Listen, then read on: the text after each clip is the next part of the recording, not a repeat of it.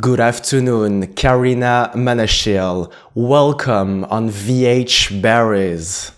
Thank you so much for having me. This is such an honor. I am so grateful today because I know that everything was going very fast for you, especially those 240 last hours.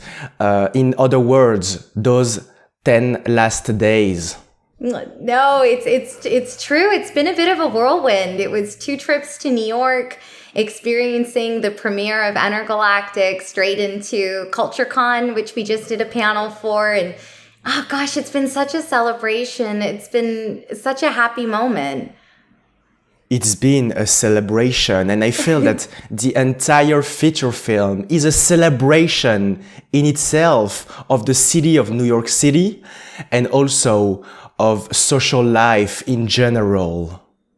You hit on the themes exactly. It was really interesting as we were coming up with the concept of Intergalactic, because two of the things that came up very early, one was Scott wanting to harken back to the most romantic time in his life, which was when he moved to New York City as a young adult, pursuing music, and from there living in the house of his producer and his family, created Day and Night alongside Dot to Genius, and created this whole universe. And so when he was thinking about what is the most romantic place for love to happen, he went straight back to what was the most romantic place in his life, New York. And the other theme of it that became so clear so quickly was the idea of what modern love looks like. So the fact that you've hit on this social element of what love and dating is really part of what triggered what Intergalactic was going to be for us. Absolutely, Karina Manashil. And to give a little of context, you are a producer and the co-founder of Matt Solar, which is a production company behind the title that you just mentioned, which is named Entergalactic. Can you tell us a little bit more about what you're doing? Yeah, it's a great question. In order to get to where we are today, I'll give you a little bit of my origin story and my background. So I feel like it always helps create the context. But basically, I'm from LA, Iraqi, Iranian, Jewish, first generation American. My pursuit of film was all pretty structured and traditional in the sense that I went to film school.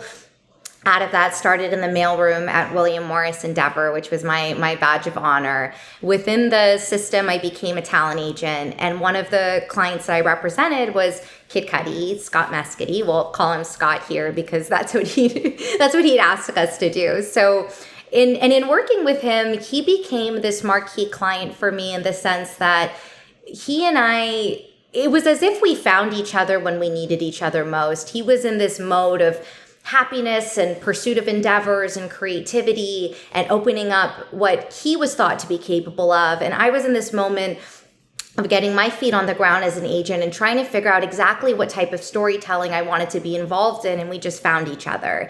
And through that first started in a representative client relationship where you're working on building opportunities for him as an actor, supporting his ideas as a creator, and essentially creating a holistic idea of what his life could look like beyond the music that he was already known for and the acting roles that he had already done. And from there, it became so clear in my relationship with him that Scott was this generator of ideas. I mean, he is outrageously brilliant, but not only that, he really is. But he puts his pen to paper and does the work. I mean, he was sending a script he'd written. Intergalactic was an idea that he had come up with, feeling like visuals to music were disconnected. How do we create something new? And as all of this was coming together, it became so clear to me this guy is ripe for a company. I mean, this is bigger than just traditional talent. Like his ideas are so vast and so immersive and so smart and so culture facing. So the creation of the company became one that was wrought with serendipity. So as Scott had, I called it this waterfall of press moment where there was a month where a ton of press came out about him and these roles he was doing. Aaron Gilbert, who runs the finance company Braun and had done a movie with Scott years ago, reached out to him to reconnect. And as they were talking about building a project together in January of 2020, Aaron came into my office and I was explaining, God, I feel like Scott needs a company. And Aaron goes, well, I'll do that for you. I was like, really? He goes, yeah. And I swear to you, it was that easy. From then, we started creating the deal terms. And by around May, we'd finish what the relationship structure between Mad Solar, our new entity, and Braun was going to be. And then from there, COVID happened. All of our Workday blinders were down. And I was like, the idea of hiring somebody to run this company made me sick to my stomach. I knew I had to be the person who did it. So I spoke to everybody involved, and that was the move. So at that point, I moved over to Mad Solar. We officially formed January 2021 once the long forms were all closed. And that gets into my role. I know this is a long way of answering your question, but that gets into my role now, which is essentially Scott's partner and Dennis's partner, who's Scott's longtime manager and friend from Shaker Heights, who co-founded Mad Solar alongside the two of us. And essentially what we do is build projects in film and TV and in other arenas, because the beauty of Scott too is that he's not limited by any medium. He could call you one day and say, we're doing a clothing line, and all of a sudden he'll be in Paris Fashion Week in January, or call you another day and say, let's make a comic book. Another day, let's make a video game, and let's create action figures. And it's just this ever evolving, wide, cool experience, which is so different than just the foundational of what film and TV is, and really expands into what creativity can look like. Karina Manashil, when I'm listening to you, I can feel that you're like an athlete, because you're making producing so easy to see on the outside, because since the beginning of this decade, there is at least a project a year, which makes me feel that before the end of 2014, the end of the decade, you will achieve 10 projects in 10 years. Oh my gosh. I love the way you're looking at that. And now that's the new goal. You set it out for me. That is incredibly sweet. I mean, it was amazing how quickly things started to come together. And I think part of what was so meaningful for Mad Solar were there were a couple of projects that were being set up as we formed the company, which included Scott's documentary, A Man Named Scott, for Amazon, and also Entergalactic, which took 3 years to put together start to finish. So that was a long lead into it.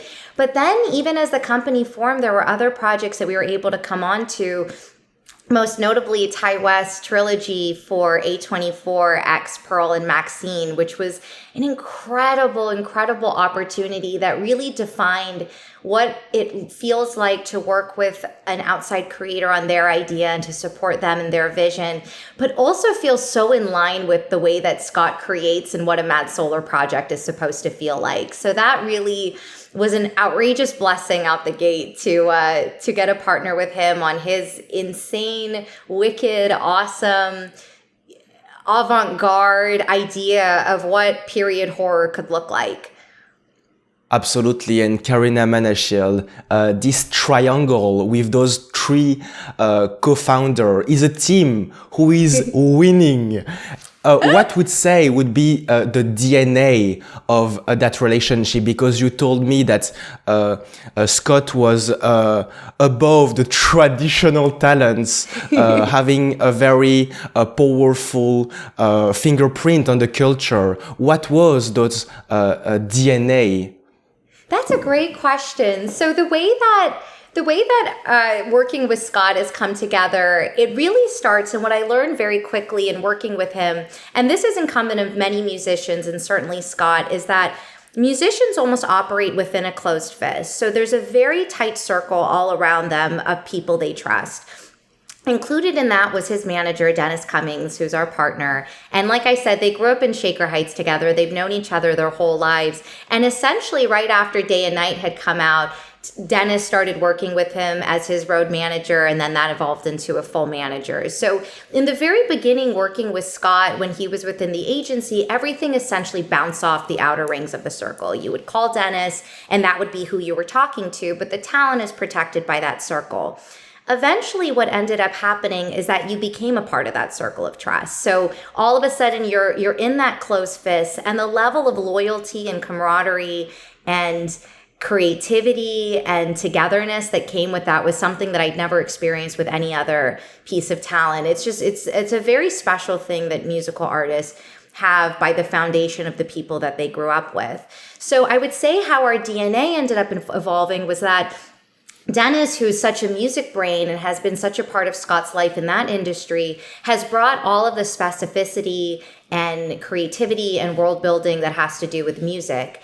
And then my specialty being film and TV, traditional entertainment, and all of it, that was my playing field and place that I knew the most. But then what ended up happening really quickly, and again, I use Entergalactic so often because it's such a DNA example of what we could do, is that became the bridge of, well, how does music inform storytelling and how does storytelling inform music? And then you really have that, what that triangle can look like at its finest, where everybody's coming to the table, Scott with his expertise and creativity, me with my knowledge of film and TV, Dennis with his knowledge of music, and we're essentially building a project alongside the most stellar team you could ever imagine of Kenya Barris, who made this possible at Netflix and also brought in the idea of animation, to Ian Edelman and Maurice Williams, who co-show ran the series, to Fletch Moles, who's the animation director, and brought the most outrageous team of artists, 350 plus all over the world, to hand draw frame by frame what Entergalactic was going to feel like. So I think, considering DNA, it's like that is the perfect version of it, which is us, with our specialties, but then you expand it to the entire world view of what a project can entail, and that vision just up in our heads, and definitely from the very inception up in Scott's head, touches everybody and becomes the big vision. Since the inception, that fusion between storytelling and music, and I can make a direct parallel with Entergalactic concerning your relationship and how it is solid, a little bit like the worry plant that is growing in the bedroom of the main character. Oh gosh, it's so funny. I feel like my job, and maybe it's by virtue of just a positive outlook on life, which is due to having a great family and always having a smile, is to make any worry plants disappear. I more than anything, that may be my role, is just to be a beacon of light so no worry plants can come close. Actually, Karina Manashil, what is the purpose of worry plants? Because we can see it growing days after days, night after night, but is it a way to relieve stress? So within Entergalactic, the idea of the worry plant was a response to kind of the outside world putting ideas in your head that affect your art. So Jabari has such a holistic experience creating Mr. Rager. That feels like true artistry. No corporate has come into it. It's just been him and his creation.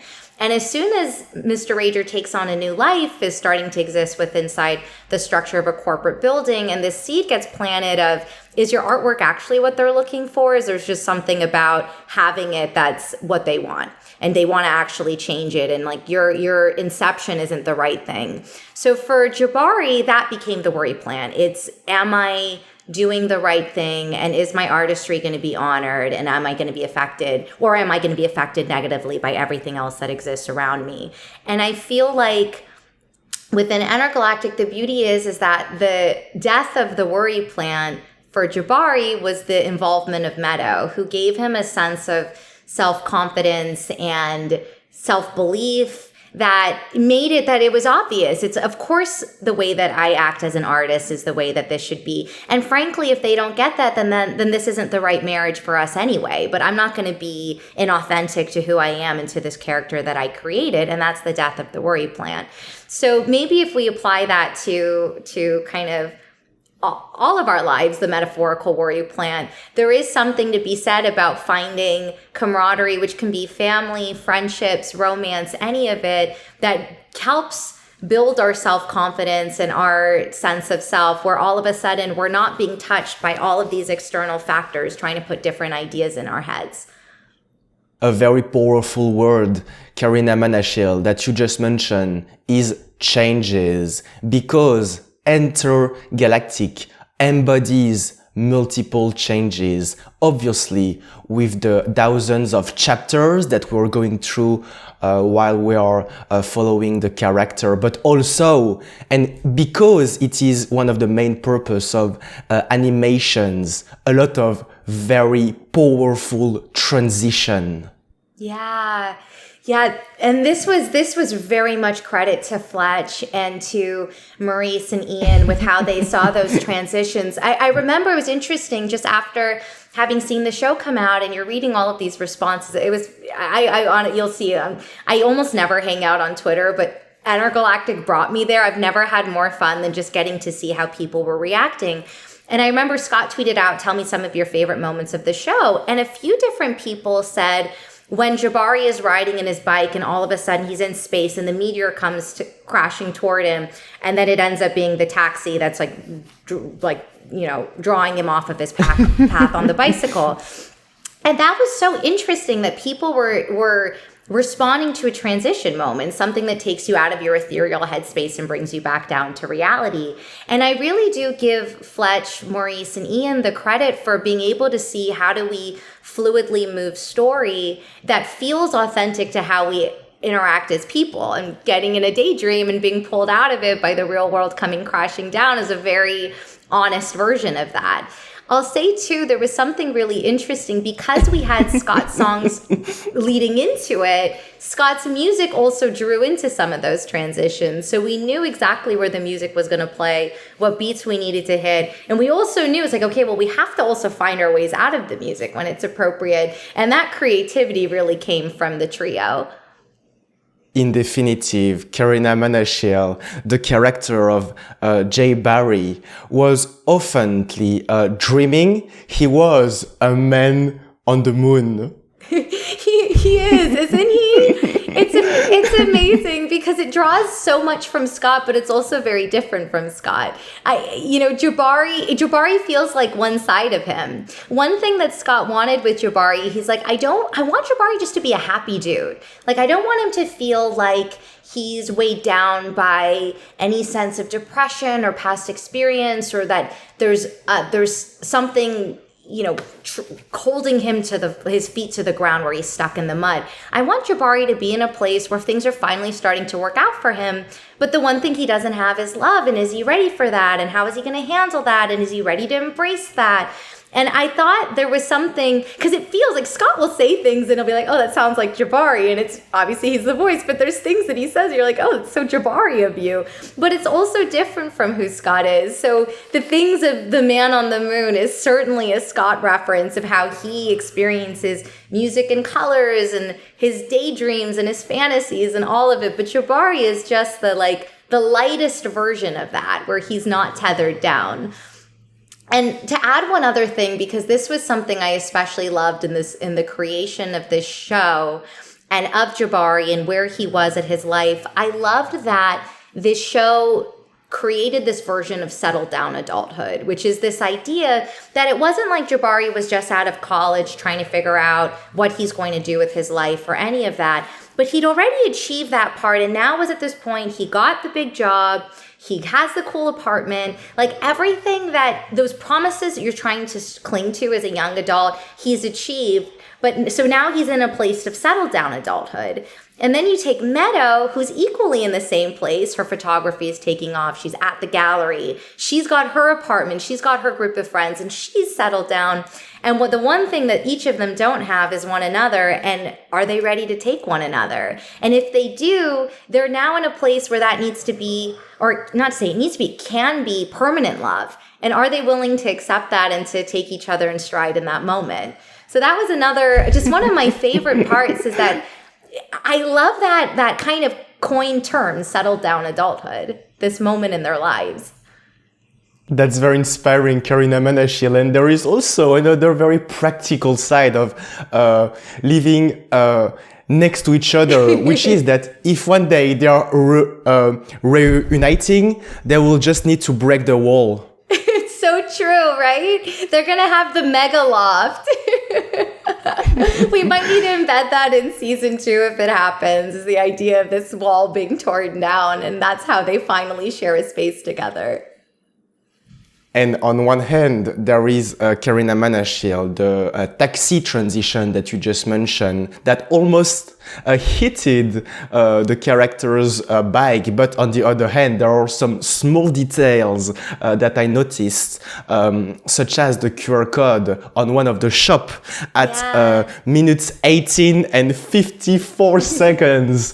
That leads us to Entergalactic2.com, which is the official website of the movie and the album.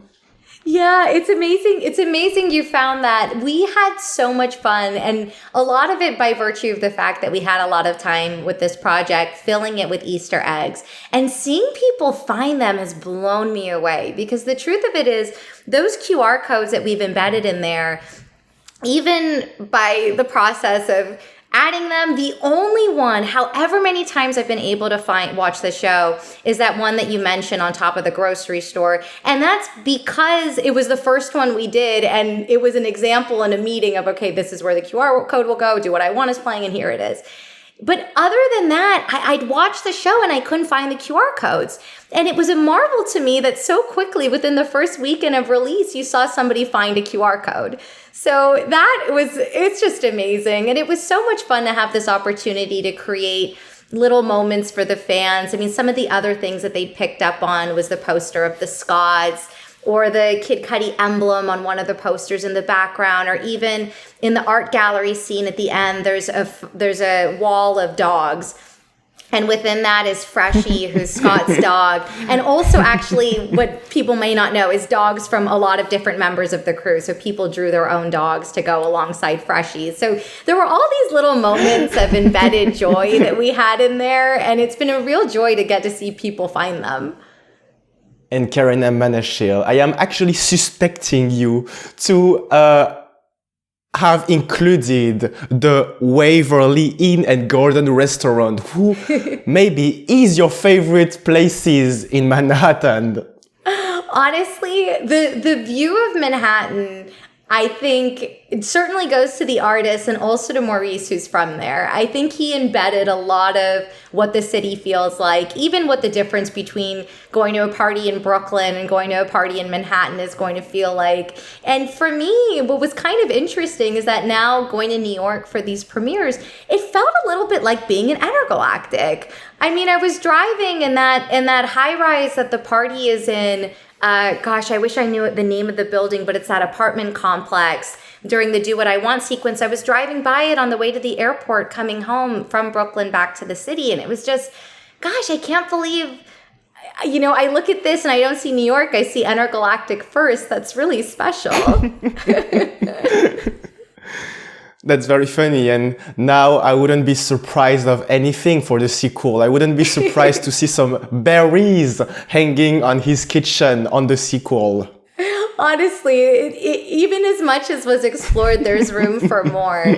I'll tell you, this is a cute story, which I haven't told yet, that I think you might enjoy. But all of that specificity even came down to the Karina character, which was a really, really sweet moment for me that Scott included, a character named Karina based on me. And how that character came together was we were all sitting in the writer's room, which at this point was Scott's studio at East West Studios. And the way we were crafting the story at this point, this was before the writers had come on beyond Ian and Maurice, is we would all sit in the studio, and Ian and Maurice had a gigantic whiteboard of everything that was going to happen in every episode, where the songs are going to play, and all of it. And each of the 6 parts was coming together like that.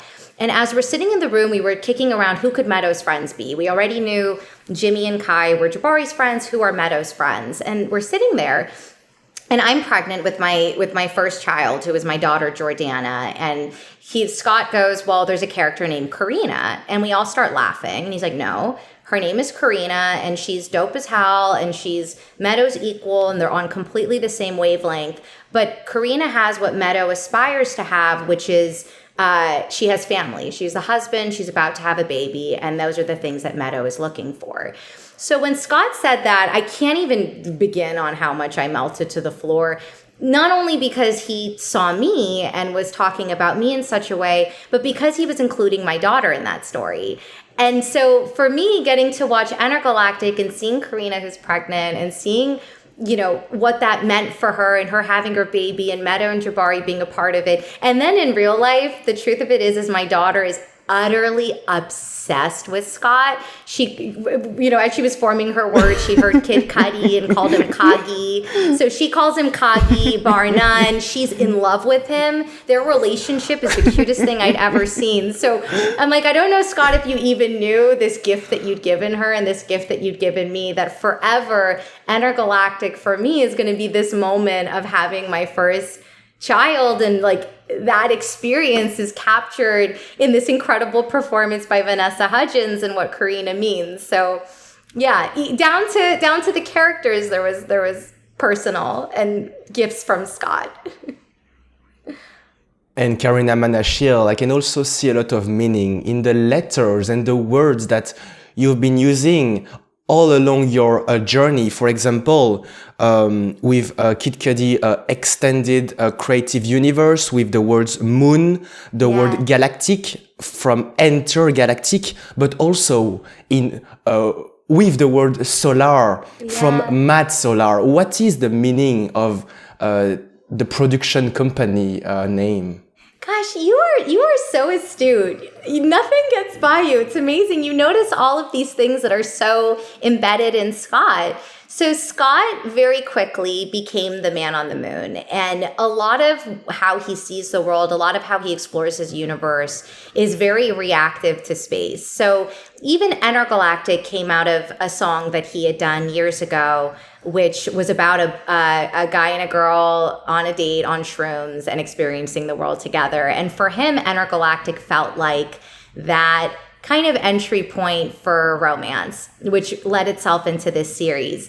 Mad Solar was also a name that he coined, which had to do with creativity and vibrance and the unexpected. Mad is already a word that like opens up mischievousness and all of it. And I think the company is indicative of that. We want to be a place that faces culture in terms of our kind of thesis point across all of our projects, which might be in any medium or across the gambit. The thing that marries them together is that feeling of answering, why are you telling this today? Which sounds wildly obvious. Any producer should ask that question. But for us, it's like, that's who Scott is as an artist. If I express my vulnerability in this moment and someone connects to it, they're no longer alone. So I want to be honest to that. And in our side, we want to be honest to that too. So Mad Solar is really just like kicking in that like creative juice and freedom and something that feels a little bit different, potentially unexpected, but certainly something that speaks to culture. That's very inspiring, Karina Manashil. And I just mentioned that the releases of Intergalactic was actually 10 days ago on Friday, September the 30th. Is there a deliberate choice around the release date? Is there something with the astrology and the alignment of the stars? Maybe, I don't know. It's such a good question. It accidentally became a beautiful story. So we, with Netflix from I think it was from January of this year, we're going back and forth between the 23rd and the 30th of September. And it was between those two dates. And ultimately Netflix says we're going to do it on the 30th. And what ended up happening with the 30th, which we didn't even consider as it was coming together, was that happened to be Virgil Abloh's birthday. And our Entergalactic experience is dedicated to Virgil, who's one of Scott's dearest friends and had created such an impact on the show by agreeing to style all of these characters. And he created these designs and opened Off-White's runways and all of it to us to really understand the fabric of who these characters are, which was indicative of their style and fashion sense. And Virgil was actually, too, one of the first people on the project with us, because I remember even when Kenya Barris first brought the idea of animation, the first thing that Scott said on that call was like, yeah, but they can't just wear the same thing every day like any cartoon. Like if this is New York and this is the culture, they would change, like they need to change their clothes. And we sat there and we're like, well, why not? Yeah, I mean, they should. And at that point, Scott reached out to his friend Virgil and asked if he would participate in the creation of the wardrobe, which he agreed to, and was a really moving experience for so many reasons, not only because of his vision and his artistry, and there's nobody cooler than him in terms of what he saw with fashion, but also he was so thoughtful to story and understood that no character would have the same style. So it wasn't, let me just put them all in the coolest clothes that I have, but let me be very distinctive to what these characters would specifically wear. And I think all of that and all of it landing on Virgil's birthday, for us, you know, it was not on purpose, but certainly the astrology and the stars and all of it aligned in the very end for that to be how the show was released. Absolutely, Karina Manashil. You just mentioned the fashion of the characters that are always hanging around with very colorful and beautiful clothes, including a sweatshirt with a very special word, which is closure, if I remember correctly. Yes. Yes, the closure hoodie. It was interesting because that was the one article of clothing that was a story point.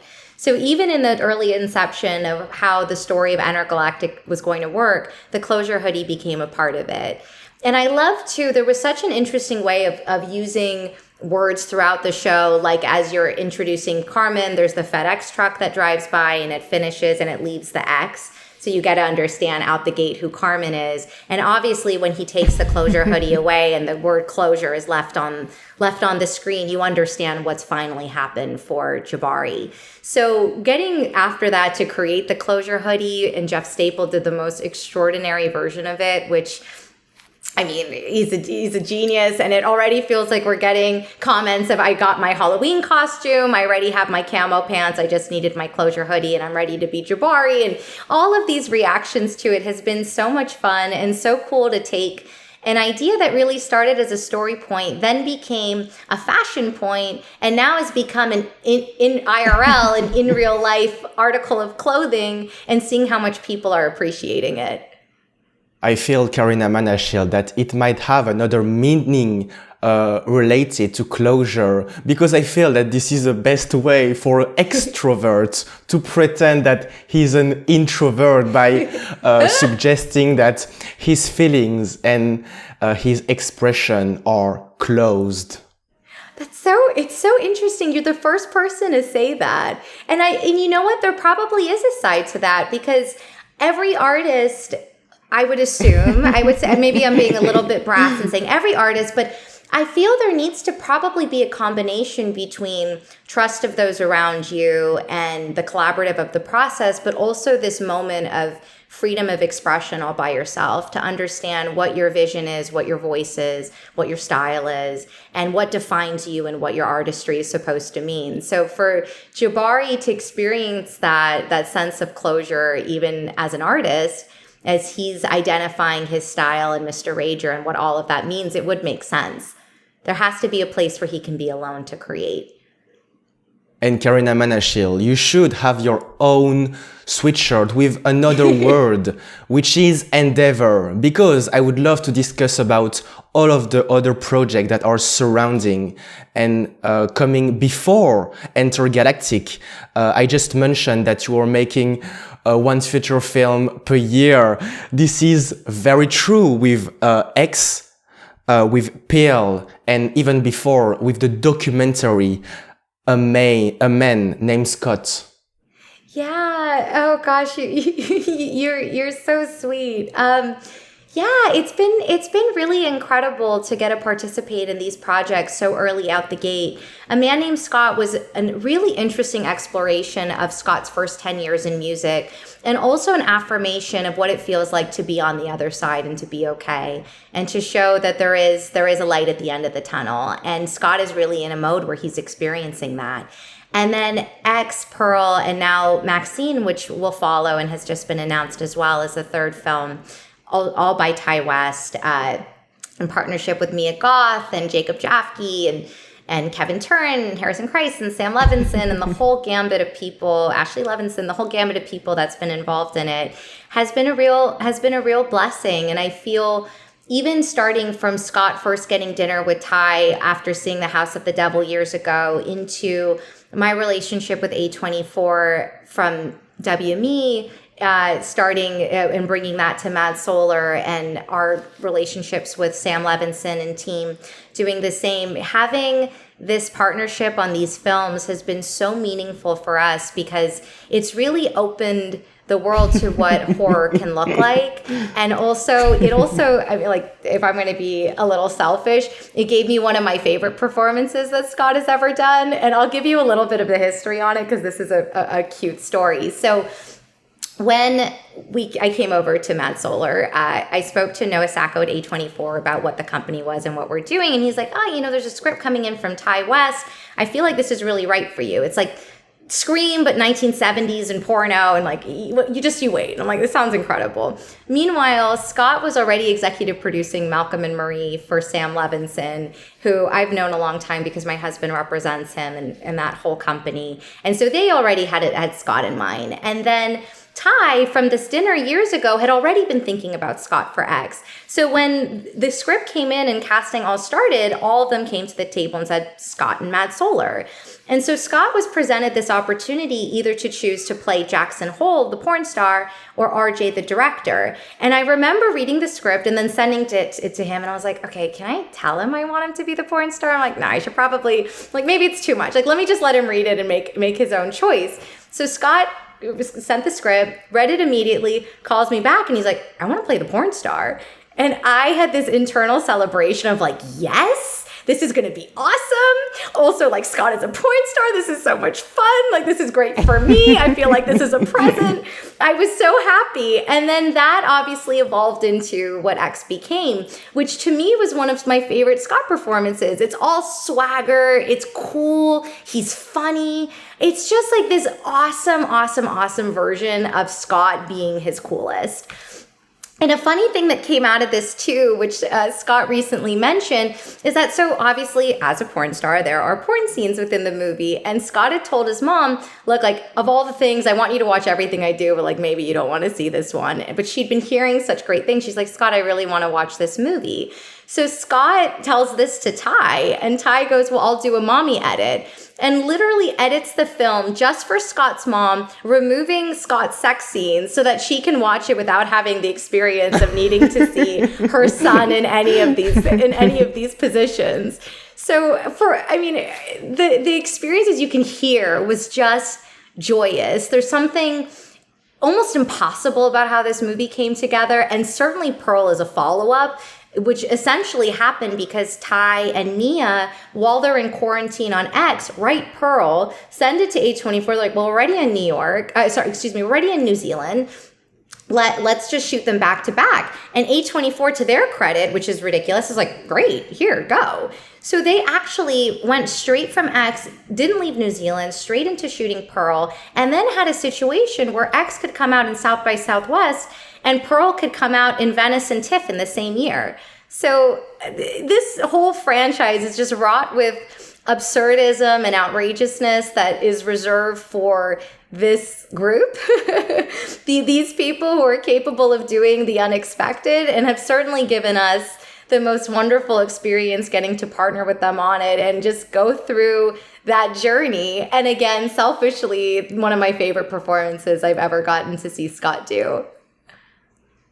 This franchise is happily going to have a sequel. Yes. The sequel of X will be named Maxine, but not Maxine like a first name. I mean Maxine with 3X letter, but not only 3X letter, 3X letter in capital letters. There you go. Oh my gosh, I swear Ty knew it was going to be called Maxine with the triple X early on. Like he knew what was coming. He had coined the perfect phrase for it. And it really is. I mean, Maxine is going to be the triple X badass in this film. And it'll be such another incredible opportunity to see Mia do something different, because if you think about it, from X, she was playing both Maxine and Old Pearl, then went straight into Pearl where she's playing young Pearl. So over the course of a few months, she was playing 3 different characters at different parts in their lives.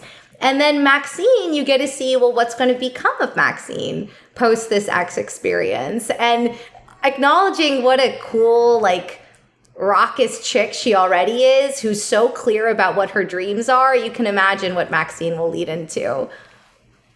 Absolutely. And Karina Manashil, on a more personal side, if we dive into your professional workspace and workforce, what would you say is your way of working as the day of today? Because you're always going into new direction, for example, into comic books, video games, multiple cultural properties. How do you manage your time every 24 hours? Gosh, I feel incredibly fortunate because I'm partnered with a creator who's such a generator of ideas. So I feel like my job is a little different than, the hyper traditional, which is so much of my responsibility is actually reacting to Scott's ideas and creating a platform for him to build out these thoughts that he has. So in any arena, as you've mentioned, because he works within so many different mediums. And that's my favorite part, because all of a sudden you're stretching these different muscles that within the agency you wouldn't have been able to do since your focus was primarily within one discipline. So learning the comic book industry and getting to partner with people who really understand that space and following their lead and getting to build into that world is something that is very new. And in the same breath, as you're in the middle of that creation, Scott will call you and say, well, I want to write a memoir. And all of a sudden we're sitting down and I'm typing up his thoughts and a memoir is coming together and you're experiencing these stories through him. So that's the majority of my focus really is in these Scott ideas. And then the other half of it is finding creators that we want to champion who feel reflective of what this idea is of facing culture and doing something that feels fresh and new. So some of those artists as examples that we've partnered with, one is Brandon Taylor, who is the author of this novel, Real Life, which was his debut novel that was shortlisted for the Booker Prize. And we've been so fortunate that he has been adapting his novel into a screenplay that Scott would star in based on this character, Wallace, who's loosely based on his own experiences. So partnering with him and getting to help craft and support, really, because the crafting is really done by him, but really help support his vision and his new version of storytelling has been joyous. And on another kind of creative scope, we partnered with this artist, Jaron Braxton, who is a very kind of hype creator who is from Indiana and basically started, making music and wanted to create cool music videos and self-taught himself animation that became a very distinct style that erupted. And he then won Sundance with his animation and then went on to do things that were very culture-facing himself, like his artwork was featured in the first Christie's NFT auction alongside Takashi Murakami. He worked with Virgil Abloh on his Art Basel display, and all of these pieces have started to circle him. So he now will go into his his directorial debut as a feature, and we now have this opportunity of getting to support him in that. So I would say, you've got the Scott side of it and supporting him in his projects, and then the other side is us as a collective supporting artists who follow the messaging in their projects. And Karina Manashil, in the Scott side and more globally in the hip-hop side, there is these very powerful ideas of, for example, owning the masters, the original recordings. This is related to freedom. And I can feel that in your cases, by started from an assistant to a coordinator and then an agent and then leaving WME, you are also reaching freedom. You're so right. And I loved my experience at WME. I absolutely loved it. I was so happy. I felt like WME really supported really supported you coming up with your own ideas and paving your own way for yourself. So even as an example, even when I was an assistant, I was working for a TV talent agent, and it was right when House of Cards and True Detective came out. So you could see the shift toward television. So I wanted to stick in the department, which I did. And then they created a coordinator position for me in TV talent and then into agents. So there was a lot of freedom there. And then the other keys about WME in my experience was anybody would take your calls. So you were able to craft what are the things that I'm really interested in doing and who are the people I want to meet who can do the same. And then also you had a proximity to talent that you couldn't have achieved elsewhere. So the fact that Scott was already a client of WME and I was passionate about him and was allowed to work on his team really became the definitive part of how the rest of my career unfolded. And I think that foundation was so valuable to me and so important to me, and I couldn't have achieved the other side of it without having it. But to your point, there is a level of freedom in finding a creative partner who really mirrors the way in which you see the world and gives you the looseness to exploring your own creativity and getting to build alongside them. And also is really appreciative of the process of it. As an example, just to explain that, Scott had always said with music, he works with collaborators and partners, but in a lot of ways, the buck starts and stops with him. So he has to be inspired to write the song. He has to write the song. He has to, record with his team, listen to the final and say, okay, the song is finished. So even though there's parties all throughout, he feels very responsible.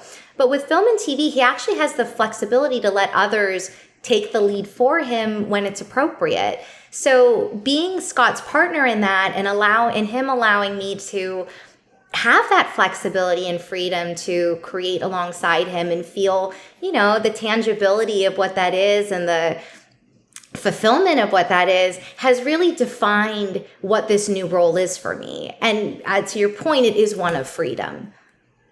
In definitive, Karina Manashil, this idea and images of the mirror can be applied to Mido and Jabari because they are superheroes.